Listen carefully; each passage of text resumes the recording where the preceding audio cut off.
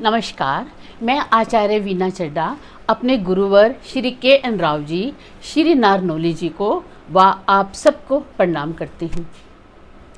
आज के दौर में अगर पूरी दुनिया में किसी से भी ये पूछा जाए कि आपको क्या चाहिए, तो सबका एक ही जवाब है कि कोरोना की मेडिसिन कब आएगी।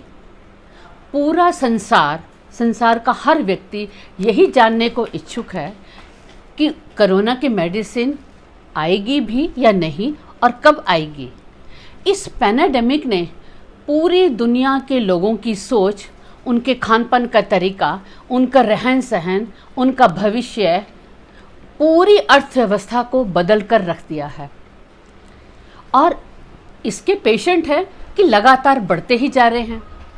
अगर हम इंडिया की बात करें तो इस समय 26,000 को क्रॉस कर गए हैं और अभी भी ये क्रम रुकेगा नहीं, अभी और बढ़ेगा, क्योंकि टेस्टिंग अब खूब तेज़ी से हो रही है, जो कि एक अच्छा साइन है। और ये नंबर 60-70 हज़ार तक पहुंचने के बाद ही थमेगा। अब आप ये सोचेंगे कि अभी तक इसकी दवाई क्यों नहीं मिली, अभी तक हमारा क्या ट्रीटमेंट चल रहा है।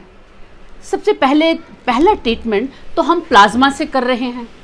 प्लाज्मा क्या होता है? जब कोविड का कोई पेशेंट ठीक हो जाता है तो उसकी बॉडी में से ब्लड लिया जाता है और उसके ब्लड में से वाइट सेल प्लाज्मा निकालकर उसको प्रोसेस करते हैं और जो कोरोना का मरीज़ है उसके शरीर में इसको डाल दिया जाता है ताकि उसके अंदर भी कोरोना से लड़ने की ताकत आ जाए, उसका सिस्टम स्ट्रांग हो जाए। लेकिन ये भी ट्रीटमेंट फुल प्रूफ नहीं है। और एक दूसरा ट्रीटमेंट क्या चल रहा है? हाइड्रोक्सी क्लोरोक्विन मेडिसिन, जिसका इस्तेमाल मेनता मलेरिया में किया जाता था, उसका इस्तेमाल हो रहा है। आपने भी सुना होगा, अभी पिछले दिनों में हमने लगभग 50 से ज़्यादा देशों को ये मेडिसिन भेजी है, जिसमें यूएस और ब्राज़ील भी शामिल है। और बहुत से लोगों ने कई प्लेटफॉर्म पर, WHO, इवन बिल गेट्स ने भी इंडिया की बहुत तारीफ़ की है कि इंडिया एक बहुत अच्छा रोल अदा कर रहा है। बहुत कम पैसे में बनी हुई ये मेडिसिन सबसे पहले इंडिया में बनी थी और सेकेंड वर्ल्ड वॉर के बाद जब एपिडेमिक और पैंडेमिक आया था तो इसी का ही इस्तेमाल किया गया था। आप जानते हैं, इसको बनाने का क्रेडिट कलकत्ता की बंगाल केमिकल फार्मास्यूटिकल वर्क्स को जाता है, जिसके फाउंडर आचार्य प्रफुल्ल चंद्र रॉय थे। उन्हें केमिस्ट्री का फादर कहा जाता है, उनको ये उपाधि मिली थी। वे बहुत बड़े टीचर, साइंटिस्ट, स्कॉलर, समाज सुधारक और एंटरप्रेन्योर थे। 1901 में सबसे पहले उन्होंने ये मेडिसिन बनाई थी और उसके भी पहले 1896 को जो इसका मेन साल्ट होता है, मरकस निटरेट जो साल्ट था, इसका इन्वेंशन 1896 में किया गया था। अब मैं आपको एक बात बता दूं, 1901 में सैटर्न और जुपिटर दोनों सेजिटेरियस साइन में थे और 1896 में सैटर्न लिब्रा में था और जुपिटर के साथ जो कैंसर में बैठा था दृष्टि संबंध बना रहा था। और अभी पिछले कई वीडियो में मैं आपको बता चुकी कि जब भी सैटर्न और जुपिटर संबंध बनाते हैं, ये दोनों महारथी एक साथ होते हैं तो धमाल मचता है। और अभी भी वही पोजीशन है कि सैटर्न और जुपिटर दोनों कैप्रिकॉर्न में हैं, तो इसका मतलब कुछ तो होने वाला है। अब आप के सामने ये प्रश्न होगा कि क्या इसकी मेडिसिन की ज़रूरत है? आपका पहला क्वेश्चन इस प्रश्न से ये जुड़ा है कि क्या कोरोना जल्दी ठीक होने वाला नहीं है। मैंने आपको अपने पहले वीडियो में बताया था कि 30 मार्च को जुपिटर कैप्रिकॉर्न में आएगा, उसके बाद ये बीमारी रुकेगी। लेकिन इस राशि में तो उसने 1 साल तक रहना है, क्योंकि जुपिटर एक साइन में 1 साल तक रहता है और अप्रैल 2021 तक यहाँ रहने वाला है। लेकिन 15 मई को जुपिटर रेट्रोग्रेड हो रहा है और 20 नवंबर तक वो रेट्रोग्रेड रहेगा और इसी दौरान 25 सितंबर को राहु केतु भी अपना साइन बदल लेंगे। इसका मतलब हुआ कि 25 सितंबर से लेकर 20 नवंबर तक ये धीरे धीरे धीरे स्टेजेस में जाकर रुकेगा। धीरे धीरे स्टेजेस में फ़र्क पड़ेगा, धीरे धीरे इसका परसेंटेज, इसका नंबर कम होता जाएगा।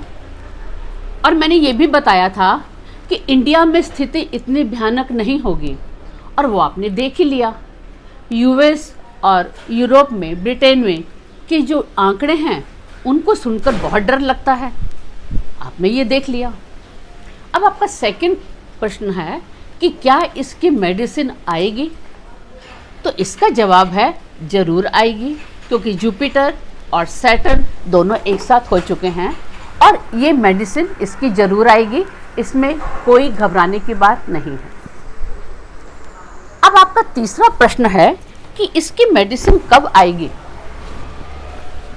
सबसे बड़ा क्वेश्चन कि इसकी मेडिसिन आएगी, लेकिन कब आएगी। आपको मैं बता दूं, ब्रिटेन, यूएस, चाइना और इंडिया, ये चारों देश के साइंटिस्ट और डॉक्टर रात दिन एक करके मेहनत कर रहे हैं इसकी दवाई को खोजने की। डॉक्टर को तो हम वैसे भगवान कहते हैं और आजकल तो वो सचमुच ही भगवान के रूप में हम सबके सामने हैं। और जब भी कोई मेडिसिन बनती है, कुछ इन्वेंशन होता है, तो उसमें कुछ टाइम लगता है, क्योंकि बार बार टेस्टिंग करनी होती है और जब टेस्टिंग 100% प्रूफ ना हो जाए उसके बाद ही रिजल्ट सबके सामने लाया जाता है। इस समय की जो प्लैनेट पोजीशन बनने जा रही है, मैंने आपको बताया कि सैटर्न अपनी राशि में है और मंगल उच्च का है और सूर्य भी उच्च का है और वीनस भी अपनी ही राशि में आ गया है। वीनस यानी शुक्र को धन्वंतरी बोलते हैं।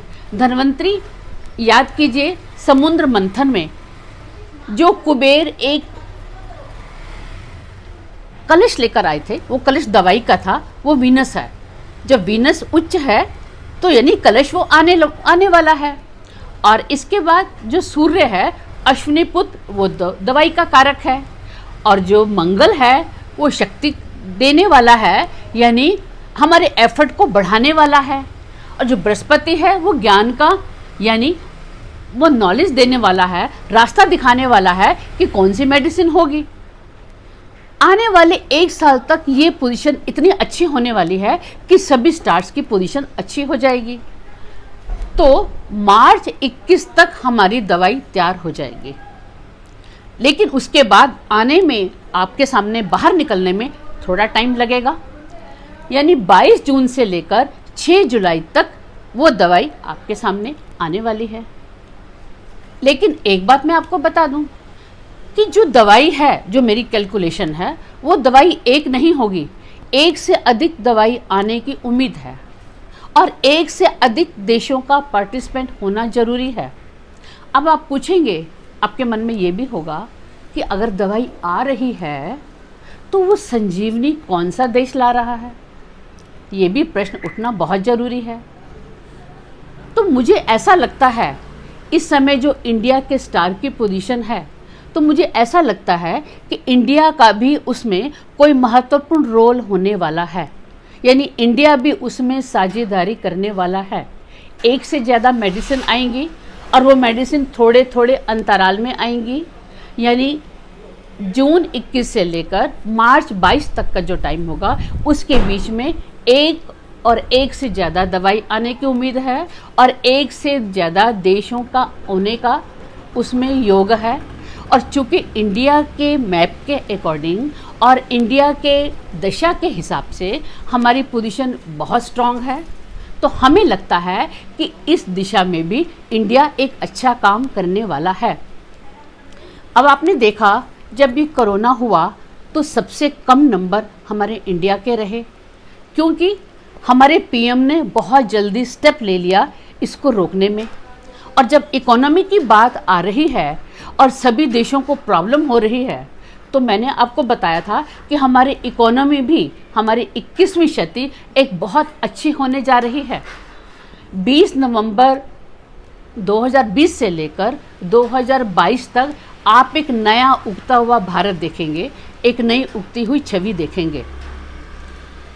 आपको मैं एक बात बता दूं, मैं ये सब इसलिए नहीं कर रही कि मैं किसी पॉलिटिकल पार्टी से संबंध रखती हूँ। एस्ट्रोलॉजर कोई जाति, धर्म, कोई पॉलिटिकल पार्टी से उसका कोई लेना नहीं होता। सिर्फ जो स्टार की पोजीशन है, इंडिया की दशा की पोजीशन है, उसके हिसाब से मुझे लग रहा है कि इंडिया इस दिशा में भी अच्छा काम करेगा। अब आपको चिंता की ज़रूरत नहीं है, आप सभी आश्वस्त हो जाएं। बस आपको पॉजिटिव रहना है, अपने आप पे भरोसा करना है और उससे भी बड़ी बात प्रार्थना करनी है। जब हम सब मिलकर प्रार्थना करते हैं तो उसका बहुत फल होता है।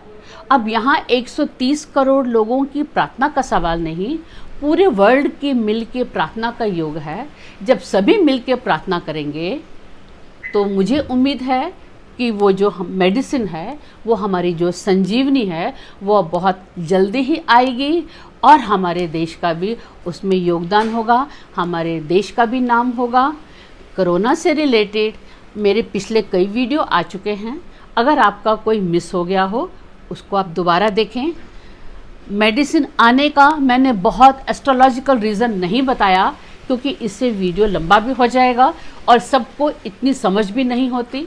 अगर कोई पर्सनल पूछना चाहता है तो मुझसे पूछ सकता है, उसको मैं बता दूंगी कि ये एनालिसिस मैंने कैसे किया है।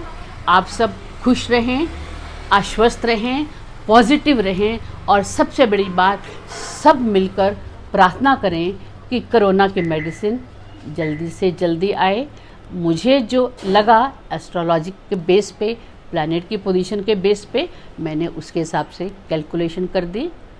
आप आश्वस्त रहें और ब्लेस रहें। धन्यवाद।